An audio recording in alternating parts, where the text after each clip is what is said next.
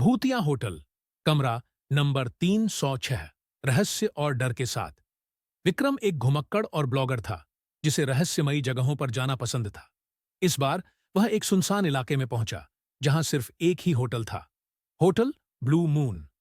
Hotel बहुत पुराना था और बाहर एक जर्जर पट्टिका पर अजीब सा लिखा था, स्वागत है, लेकिन याद रखना कुछ मेहमान कभी नहीं जाते।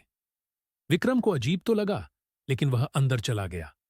रिसेप्शन पर बैठा बूढ़ा मैनेजर बिना कोई सवाल किए उसे चाबी पकड़ाते हुए धीरे से बोला, कमरा नंबर 306।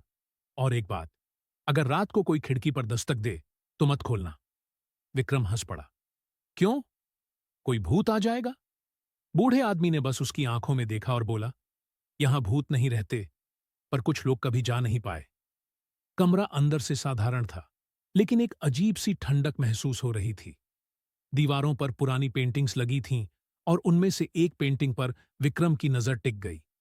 एक लड़की की पेंटिंग जिसकी आंखें बहुत अजीब थीं, जैसे वह जिंदा हो।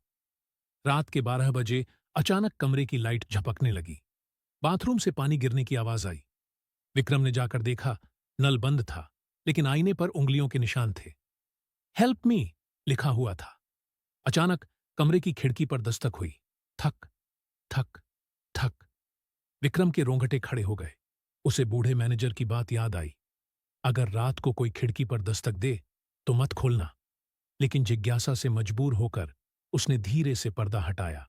बाहर कोई नहीं था, लेकिन खिड़की के शीशे पर उसका ही प्रतिबिंब दिख रहा था, मगर उसकी परछाई मुस्कुरा रही थी। डर के मारे विक्रम बिस्तर पर लेट गया, लेकिन नींद नहीं आई। अचानक कमरे के कोने से किसी के धीरे धीरे चलने की आवाज आई। वह उठा और टॉर्च ऑन की। कोने में वही लड़की खड़ी थी जिसकी तस्वीर दीवार पर थी।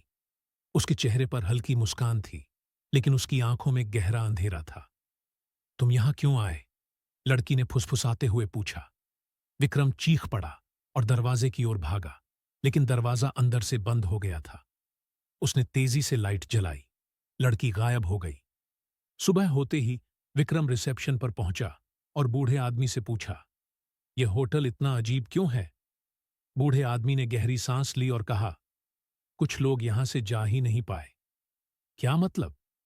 बूढ़े आदमी ने चुपचाप होटल के पुराने गेस्ट रजिस्टर की ओर इशारा किया।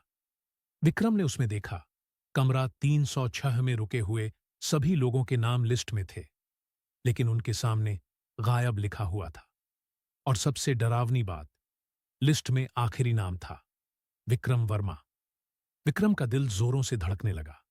वह घबराकर होटल से भागने लगा, लेकिन जैसे ही उसने बाहर का दरवाजा खोला, होटल के बाहर कुछ भी नहीं था। चारों तरफ सिर्फ अंधेरा, न सड़क, न कोई शहर, न कोई रास्ता। वह फंस चुका था, हमेशा के लिए।